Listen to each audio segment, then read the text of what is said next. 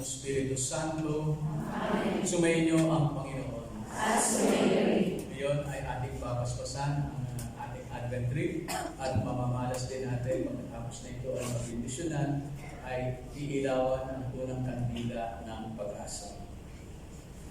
Panginoong Diyos, pinupuri ka namin dahil sa iyong anak na si Jesucristo, ang Emmanuel, na tagapagligtas ng sangkatauhan.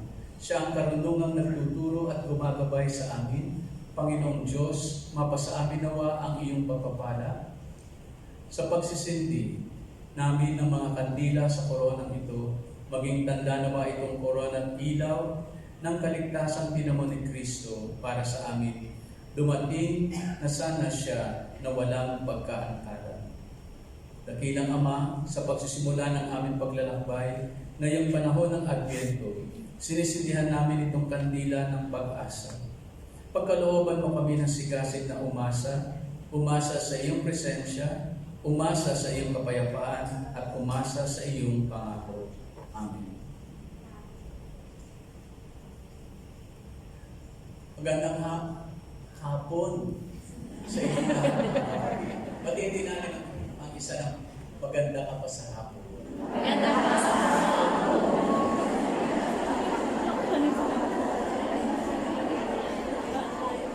Masaya naman yun. Alam mo, mas sasaya tayo sapagkat I tell you, sinisigurado ko, hindi kayo uuwi ng biguan. Hindi kayo uuwi ng wala. At ang mas importante, hindi kayo uuwi na hindi masaya sapagkat isang bagong pasimula, isang bagong pag-asa na muli ang ibinibigay sa atin ng ating Panginoong Diyos. Kaya napaka-swerte ninyo na dumalo sa hapon ito sapagkat inyong matatanggap at sa inyong pag-uwi ang hantangan ninyo ang pag-asa na ngayon ay muling sinindihan sa paumpisa ng Advento habang tayo naghihintay sa pagdating, sa pagsilang ng ating Panginoong si Jesus. Pero bumalik tayo sa mga nakaraan na kung saan ay maaaring nakalimot tayo sa ating Panginoong Diyos, sa mga bagay na hindi natin natapos, sa mga pangyayari sa ating buhay na hindi natin kailanman inaasahan. At nanghina ang ating pananalig sa Diyos, nanghina yung ating tiwala sa Diyos, nanghina maging ang pagkawala ng pag-asa sa buhay. Kaya sa misang ito, sa simula muli ng isang bagong taon, ng isang panibagong kabanata ng ating buhay, sa misang ito, humingi tayo ng kapatawaran sa ating Panginoon. Inaamin ko sa mga Panginoon Diyos at sa inyong mga kapatid, na luwa akong nagkasala sa isip, sa sala at sa gawa, at sa aking pagkukulang. Kaya sinasama ko sa mahal na Birheng Maria, sa lahat ng mga anghel at mga banal, at sa inyong mga kapatid, na ako'y manalangin sa Panginoong ating Diyos. Kaawaan tayo ng kapangyarihan ng Diyos, patawarin tayo sa ating mga kasalanan, at patnubayan niya tayo sa buhay na walang hanggan. Amen.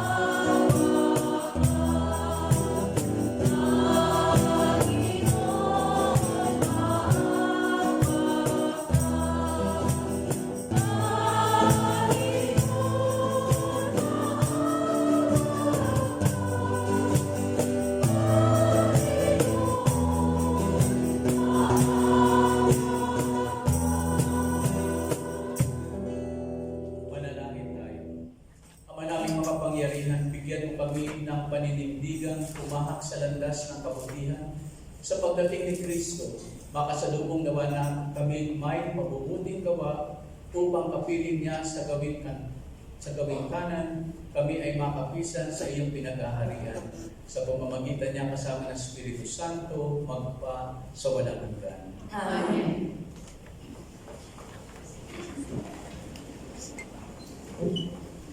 Hindi lamang pagbabalik sa kaluwalhatian ni Haring David ang layo ng pagdating ng Mesiyas. Hudyat din ito ng pag-iiral ng katwiran ng Panginoon. Ating pong pakinggan ang unang pagbasa. Pagbasa mula sa aklat ni Propeta Jeremias. Sinabi pa ng Panginoon, dumarating na ang araw na tutuparin ko ang aking pangako sa Israel at sa Juda. At sa panahon iyon, pasisigulin ko ang matuwid na sanga ni David. Paiiralin niya ang katarungan at ang katwiran sa buong lupain.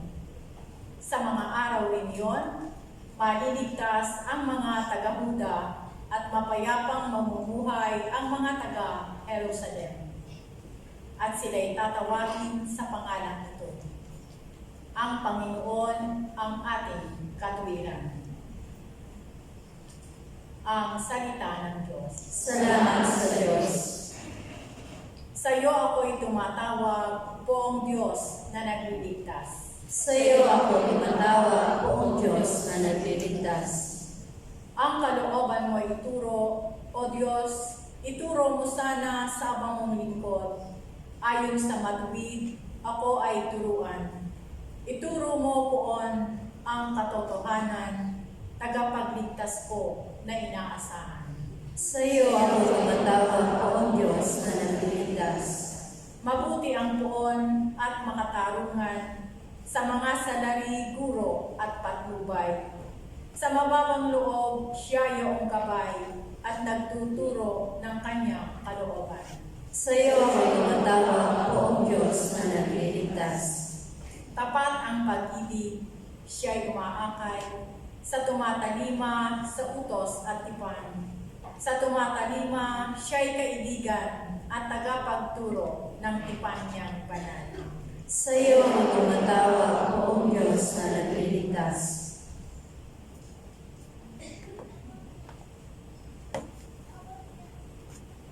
Itinuturo ni San Pablo ang tamang paraan ng paghahanda sa pagdating ng Panginoon, ang mabuhay ng matuwid at may malasakit sa kapwa. Ating pong pakinggan ang ikalawang pagbasa. Pagbasa mula sa unang sulat ni Apostol San Pablo sa mga taga-Tesalonica. Mga kapatid, palaguin nawa at pag-alabi ng Panginoon ang inyong pag-ibig sa isa't isa at sa lahat ng tao, tulad ng pag-ibig namin sa inyo.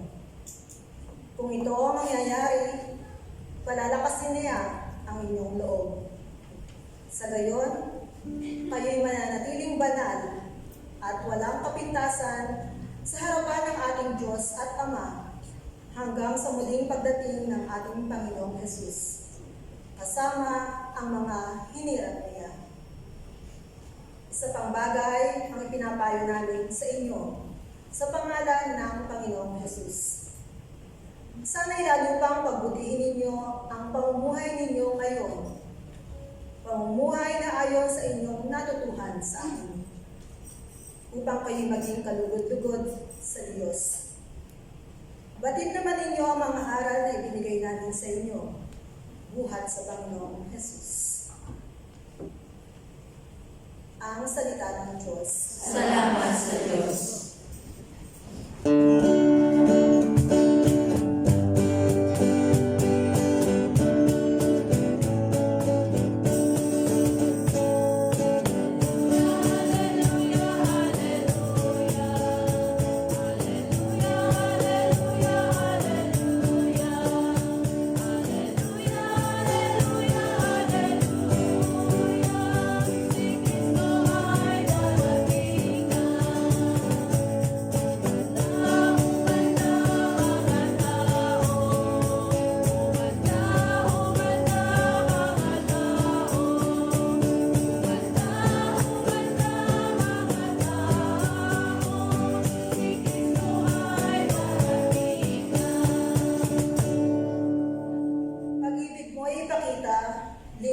kami tuwina, iligtas kami sa dusa.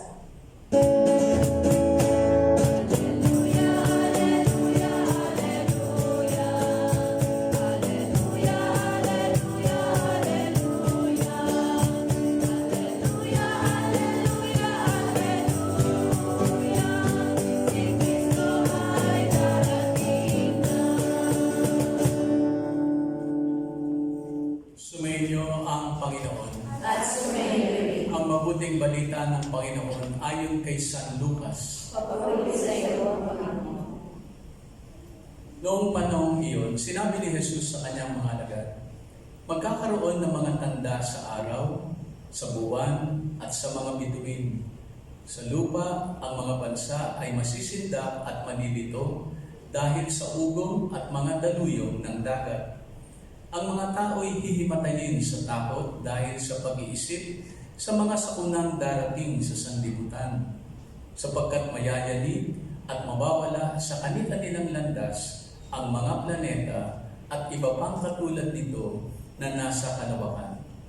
Sa panahong iyon, ang anak ng tao'y makikita nilang dumarating na sa alapaap, may dakilang kapangyarihan at malaking karangalan. Kapag nagsimula ng mangyari ang mga bagay na ito, mag-alala kayo sapagkat malapit na ang pagliligtas sa inyo. Mag-ingat kayo na huwag magumon sa katawan at paglalasing at mabuhos ang inyong isip sa mga intindihin sa buhay na ito. Baka abutan kayo ng araw na iyon na hindi handa, sapagkat darating iyon nang hindi inaasahan ng tao sa buong daigdig. Kaya't maging handa kayo sa lahat ng oras.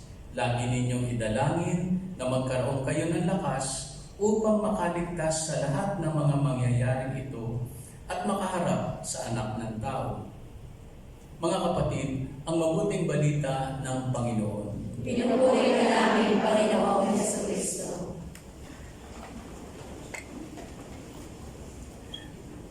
Noong nakaraang linggo ay pinagdiriwang natin ang kapistahan ni Kristong Hari, na kung saan itinanghal natin si Jesus bilang Hari ng langit at Hari ng lupa. Sa pagdiriwang din ng kapistahan ng Kristong Hari, ito ay hudyat din ng pagtatapos ng Anno Liturgico na Anno Liturgico B. At ngayon yung ating mga pagbasa sa unang linggo ng Adbyento ay mga pagbasa na nagmumula na sa bagong liturgiko, bagong kalendaryo, bagong yugto na naman na letrang K o letters C. Pagtatapos, kung inyong napansin, ang mga pagbasa natin sa linggong ito, sa unang linggo ng Adbyento, ay tungkol sa pagtatapos ng mundo. Handa na ba kayo? Yung sa mga may utang, handang-handa.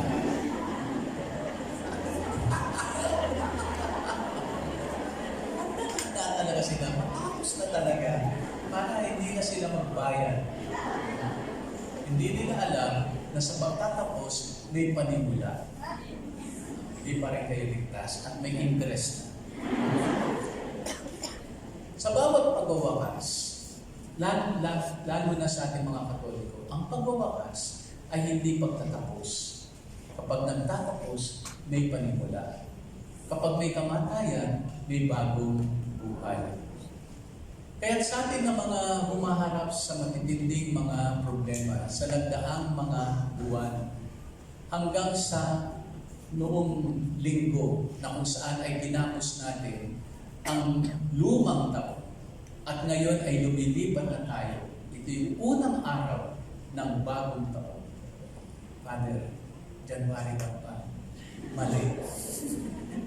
Sa Anno Liturgico, ito yung unang araw. Kaya nga, buena mano tayong lahat. Kasi December 1, tapos first Sunday of Advent, tapos may kandilang sinindihan. At sa lahat naman ng mga kandilang sinindihan, ang unang sinindihan ay ang kandila ng pag-asa. Tama, December 1, unang araw. Doon sa mga may utang, babayaran na kayo. Sana all. Kaya wag na wag kayong mawawala sa 4 na linggo. Bakit ko kayo hinihikayat? Kailangan ang physical presence. Hindi pwedeng MC. MC. Proxy. Hindi pwedeng proxy. Bakit? Kasi ito ay personal na ilalaan sa inyo at ibibigay ng Panginoon. Sabi ko kanina sa panimula, walang lalabas ng pintuang yan nang hindi kailanman nakatanggap ng bagong panimula at bagong pag-asa. Bakit? Hindi natin pinanunood yung kandilang yan na nakasindi. Ikaw yan eh. Ikaw yan. Ikaw yung sinindihan na binigyan ng Panginoon ng muling bagong pag-asa at muling panimula sa buhay. Itong araw na ito ay araw na muli kang nagsisimula. Bakit? Kasi hindi sa lahat ng pagkakataon ang bawat isa sa atin ay nagkaroon ng magandang karanasan itong taong ito. Masalimuot, meron ding masaya. Pero sa araw na ito ay iniiwan natin yung ating tinatawag mga unfinished business. Hindi monkey business, unfinished business. Ano yun? Yung magsimula muli sa mga mag-asawa. May 1 buwan pa tayo. May 30 days, may 29 days pa tayo para muli magsimula. Sabi nga doon sa isang kanta, could we start again please? Pwede ba tayo mag-umpisa muli? Bagong pag-asa. At yan yung binibigay ng Panginoon sa bawat isa sa atin ngayon. Huwag kang mawalan ng pag-asa. It's not yet the end. Kaya nga hindi pa magbubunaw ang mundo pag tayo matakot. Sapagkat meron pa tayong kailangan tapusin. Tinatapos na ba natin? Hindi. Hinaharap natin sapagkat hindi natin alam kung ano na naman yung ating haharapin sa susunod na taon. Pero ngayon pa lang, meron pa tayong 29 days, inihahanda na tayo ng ating Panginoon Diyos. Sinasabi, the basic human needs, yun daw mga kailangan ng tao. Food, clothing, tsaka shelter. Diba? Yan ang basic human needs. Food, clothing, shelter. Busog ka nga. Pero ang daming taong nagugutom. Ang ganda-ganda nga ng bahay mo, ikaw lang mag-isa. Ang ganda-ganda ng damit mo, ang pangit naman ang ugali. Ang Miss Universe. Pero ang pangit ng ugali. Mga kapatid, hindi food, clothing, and shelter ang basic human need. Pwede kang mamuhay na simple lang, di ba? Naka-t-shirt ka lang, maumot, sira-sira pa. Di ba ang mahal-mahal ng maong na sira-sira? Butas-butas. Ano ba yung dami ng butas yung mga pinakamahal? Ikaw naman, susi ka na susi. Galing na galing anak mo, mama, yung anak mo, bubutas na naman. Si nanay naman, susi na naman. Anong basic human need? Yang 4 na yan. Hope, pag-asa, sa susunod na linggo, kapayapaan, sisindihan. Sa 3 linggo, bawal ang sumimangot. Kasi, yung 4 kandila, joy. Kaya si Joy dapat present sa 3rd Sunday. Kailangan ipatunayan mo na ikaw ay masiyahing tao. Bawal ang sulimangot sa 3 linggo. Kung wala ka sa mood, huwag ka na muna magsigil. Kasi dapat nakangiti. At yung 4, yung mga bilu sa pag-ibig. Kasi candle of love. Magandang maintindihan natin yung 4 na kanina. Ngayon, bagong pag-asa. Ready ka na for next year? Ready ka na? Kasi may bagong pag-asa. No? Kailangan harapin natin ng walang takot kasi alam natin na yung pagsindi ng kandilang yan, tayo ay muling sinisindihan, nililiwanagan ng Panginoon at hindi ka na naman uli mag-iisa sa hamon ng buhay. Sa pangalawang linggo, yung present. Kasi yung pangalawang linggo, peace. Yung mga hindi nakakatulog ng gabi, ang daming mga iniisip. Hindi mo na kailangan ng kating mo. Yan pa lang, sapat na. At sobra-sobra pa, I tell you, pag nasindihan yan, baka hindi ka na magising. Sobrang mayaman. Talagang na mayaman.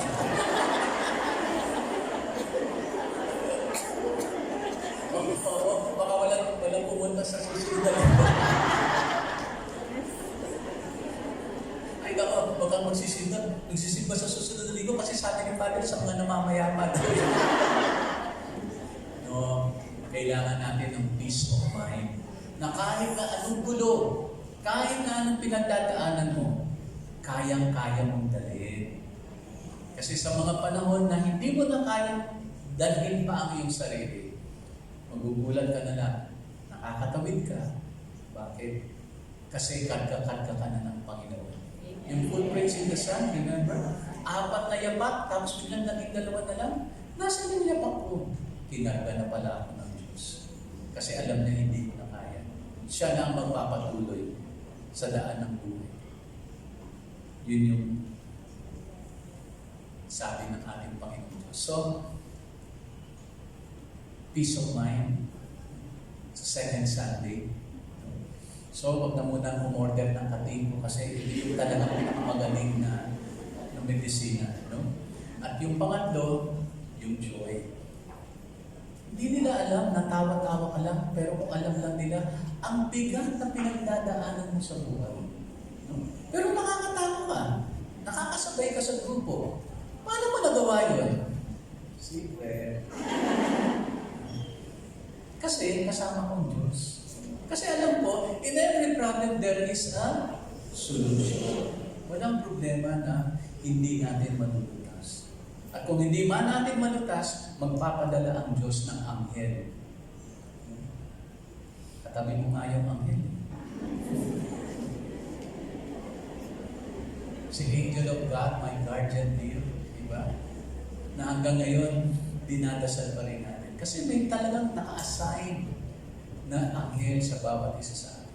At huli sa lahat, love is sweeter the second time around. So may pag-asa pa. Pag-asa pa. So huwag mabawala ng pag-asa. Kasi umpisa natin pag-asa na eh. Father, panindigan mo yan. Pag wala talaga nangyari sa buhay ko, kasalanan mo yung Father. Next year na ulit. Sabi nga, try and try until you die. Until you succeed. So mga kapatid, nakakatawa na tayo ngayon. May bago tayong pag-asa. So I look forward na sa susunod na mga linggo, wag na wag tayong mag-enlist ng iba't ng Diyos. Otherwise, masasayang yung personal na ibibigay na biyaya ng Diyos sa atin. At yan yung yan ang 4 na components na sangkap sa isang matuwid at isang matatag na buhay. Na kailanman hindi kayang ibigay ng pagkain, ng damit, at ng bahay. Itong 4 nito. Sapagkat ito ay galing sa Diyos. At sa bawat pagsisindi niya, ay muling sinisindihan ang kapayapaan, yung pag-asa, yung kapayapaan, yung galak, at panghuli ay ang pag-ibig. Na kahit na anong sama ng loob natin sa tao na inargabyado tayo, sa huli, yan yung kaya nating mahalin. No matter how bad that person is. Kasi una tayong minahal ng Diyos. Ang Diyos hindi kailanman nagpili. At panghuli, hanggang kaya sa lahat ng mga kandila, yung pag-ibig ang panghuling sinindihan. Dahil ito ang dahilan kung bakit pinadala ng Diyos si Jesus sa atin. Sa labis niyang pag-ibig sa atin. So nabigo ka man sa pag-ibig sa tao, kailanman hindi ka bibiguin ng Diyos. Sapagkat mas malaki pa rin at dakila ang pag-ibig ng Diyos sa bawat isa sa atin. So mga kapatid, sa susunod na linggo, kita-kits tayo. Amen. Mag-setting na tayong lahat, sabay-sabay natin pahayag ang ating pananampalataya. Sumasampalataya ako sa Diyos sa mga makapangyarihan sa lahat. May gawa ng langit at lupa. Sumasampalataya ako kay Jesucristo, isang anak ng Diyos, Panginoon natin lahat. Nagkatawang tao siya ng Espiritu Santo. Ipinanganak sa Santa Maria Magdalena. Pinagpasakit ni Poncio Pilato. Pinangaso sa krus ng namatay inilibig. Nanawa sa kinaroroonan ng mga limao. Namatay tatlong araw na buhay ng muli. Umakyat sa langit. Nalulungkot sa kanan ng Diyos ang mga makapangyarihan sa lahat. Doon magmumula ang paririto at huhukom sa mga buhay at ng mga ng tao. Sumasampalataya naman ako sa Diyos Espiritu Santo, sa banal na simbahang Katolika, sa kasamahan ng mga banal, sa kapatawaran ng mga kasalanan, sa pagkabuhay ng muli ng namatay na tao, at sa buhay na walang hanggan. Amen. Ngayong panahon ng Adbyento, dumulog tayo sa ating Ama upang magising tayo sa ating pagwawalang bahala at maging ganap ang paghahanda natin sa pagdating ng Panginoon. Buong tiwala tayong manalangin, Ama, dinggin mo ang aming panalangin. Ama, dinggin mo ang aming panalangin. Gabayan nawa ng mga pinuno ng simbahan ang buong sambayanang Kristiyano ngayong Adbyento upang maging mas makabuluhan ang paghahanda sa pagdating ng Panginoon. Manalangin tayo. Ama, dinggin mo ang aming panalangin.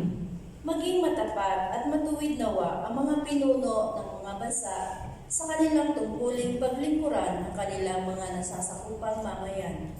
Manalangin tayo. Ama, dinggin mo ang aming panalangin.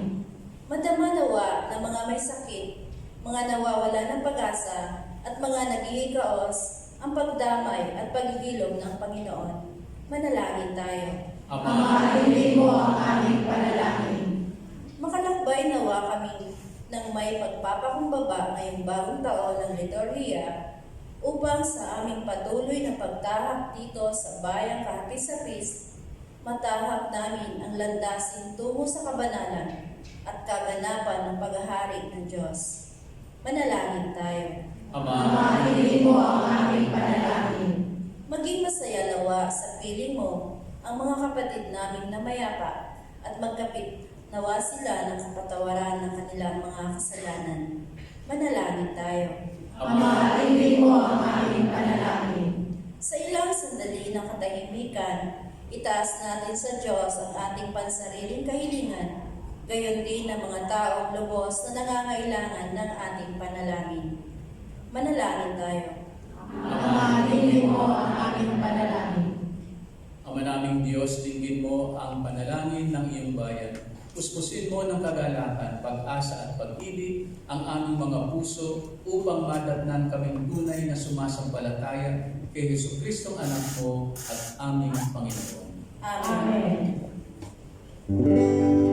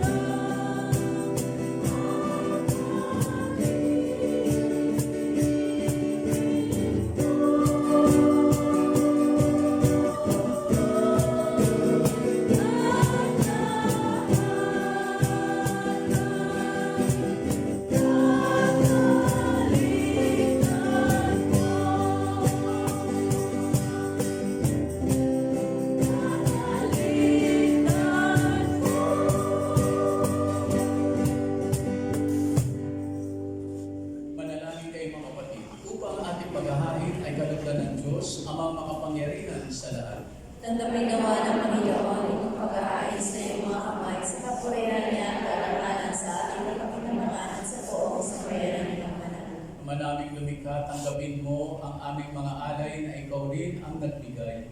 Magdulot nawa ito ng gantimpalang kaligtasan na ngayon pa man ay amin ang pinakikinabangan sa pamamagitan ng Jesucristo kasama ng Espiritu Santo magpa sa walang hanggan. Amen. Sumainyo ang Panginoon. Itaas sa Diyos ang inyong puso at diwa.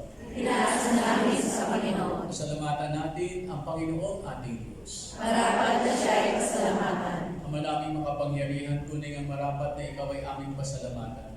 Sa pamamagitan ng Jesucristo na aming Panginoon, siya'y sinugo mo upang matupad ang iyong magandang balak para sa lahat. Hindi niya ikinahiyang mamuhay ng hirap upang mapakisamahan niya kaming matapat. Siya'y naging hindi na iba sa amin upang maitampok niya kami sa iyong piling. Sa kanyang lantarang muling pagdating, ang pakikisama niya ay puspusan nagdiningning at ang pangako niyang kapanapanabik ay inaasahan naming lubos na makakamit. Kaya ngayon kaisa ng mga anghel na nagsisiawit ng papuri sa iyo nang walang kumpay sa kalangitan, kami nagbubunyi sa iyong kadakilaan.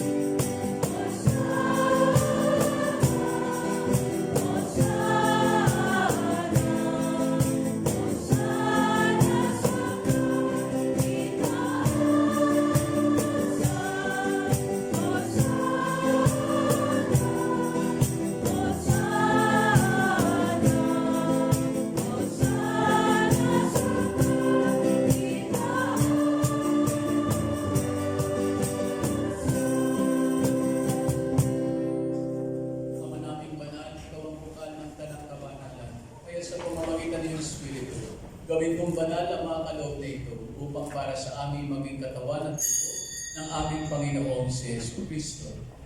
Bago niya pinagtiis ang pusang loob na maging handog, hinawakan niya ang tinapay, pinasalamatan kaniya, pinaghati-hati niya iyon, iniabot sa kanyang mga lagad at sinabi, "Tanggapin ninyong lahat ito at kanin, ito ang aking katawan na inihahandog para sa inyo."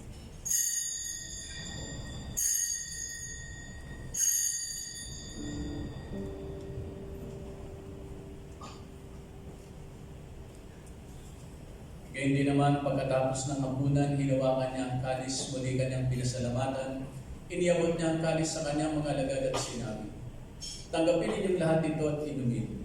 Ito ang kalis ng aking dugo, ng bago at walang hanggang tipan, ang aking dugo na ibubuhos para sa inyo at para sa lahat sa ikapagpapatawad ng mga kasalanan. Gawin ninyo ito sa pag-alaala sa akin."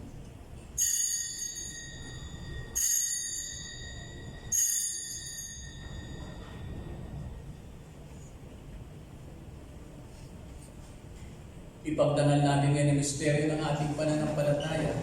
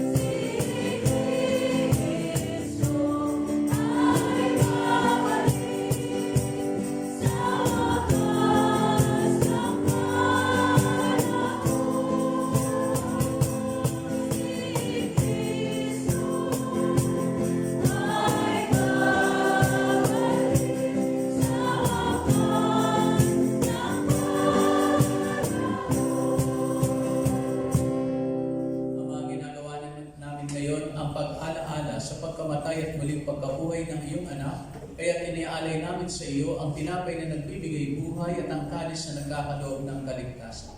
Kami nagpapasalamat dahil kami iyong minarapat na tumayo sa harap mo para maglingkod sa iyo.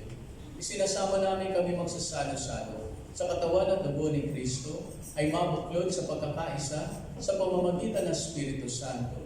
Amalingapin mo ang iyong simbahang laganap sa buong daigdig. Puspusin mo kami sa pag-ibig kay San Francisco na aming Papa at ni Cardinal Stephen Chow na aming Obispo at ng Tanang Kaparian. Alalahanin mo rin ang mga kapatid naming nahimlay na may pag-asang sila'y muling mabubuhay, gayon din ang lahat ng mga pumanaw. Kaawaan mo sila at patuloyin sa iyong kaliwanagan. Kaawaan mo at pagindapatin kaming lahat na makasalo sa iyong buhay na walang wakas, kaysa ng mahal na Birheng Maria na Ina ng Diyos, kaysa ng mga apostol at ng lahat ng mga banal na namuhay dito sa daigdig ng kalugod-lugod sa iyo. Maipagdiwang naman namin ang pagpupuri sa ikararangal mo sa pamamagitan ng iyong anak na aming Panginoong si Jesucristo. Sa pamamagitan ni Kristo, kasama niya at sa Kanya, ang lahat ng parangal at papuri ay sa iyo, Diyos amang makapangyarihan, kasama ng Espiritu Santo, magpa sa walang hanggan.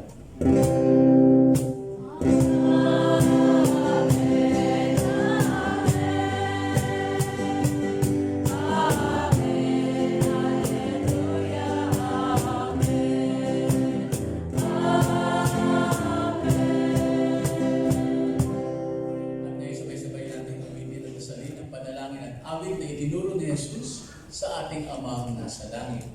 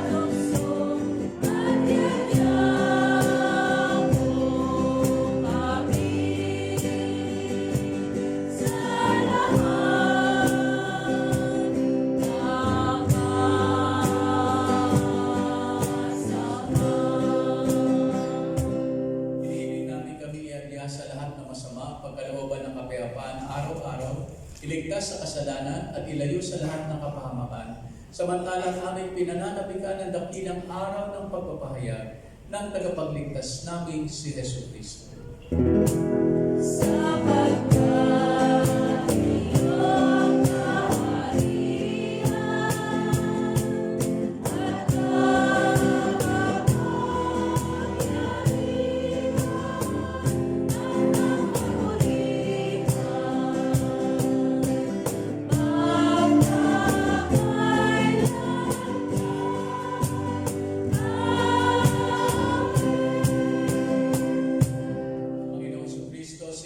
Sa iyong mga apostol, kapayapaan ang iniiwan ko sa inyo, ang aking kapayapaan ang binibigay ko sa inyo.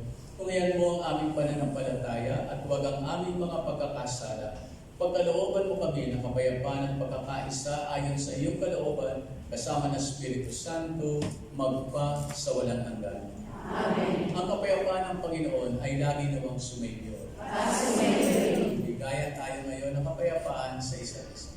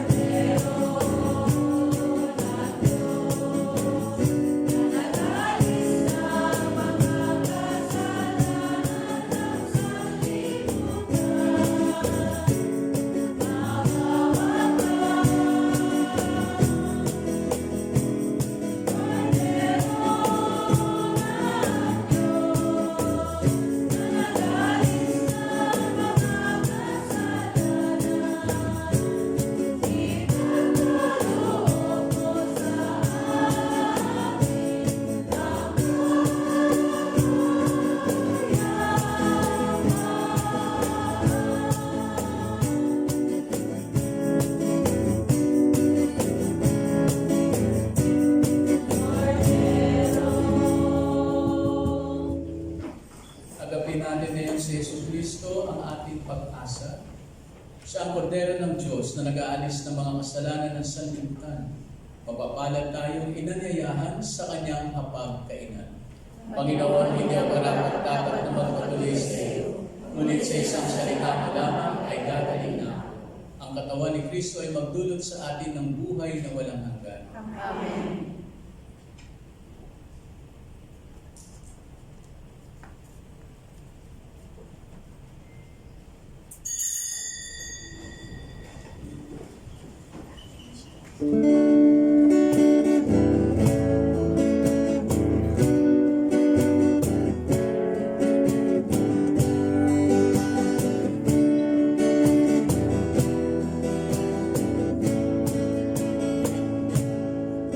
Sa isang sandali, sa huling tunog ng trompeta, sa isang sigaw, sa isang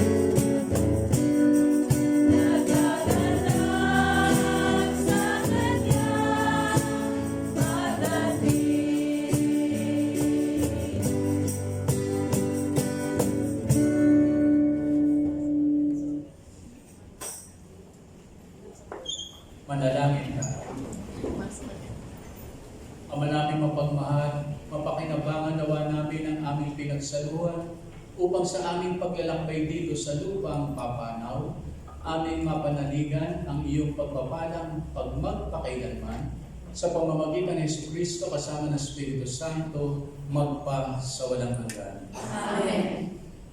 Magsiupo po muna lahat para sa parish announcement.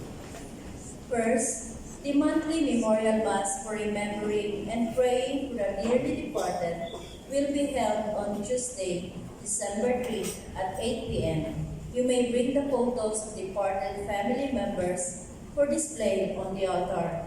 Second, there will be Novena prayer to be held today in the church at 2 p.m. for the feast of Santo Niño. All are welcome to participate. Third, Declaration Publication Hong Kong will have a book fair at our church today in the car park. Please try to support them. Fourth, our St. Joseph Ladies Guild will hold their 2024 Christmas charity sale in the parish lower hall and car park next Saturday, December 7 from 4 p.m. to 7:30 p.m. and next Sunday, December 8 from 8 a.m. to 12 noon. There will be a bake sale from 5-star hotels and other festive goodies plus new toys and accessories. 100% of the proceeds will go to charity.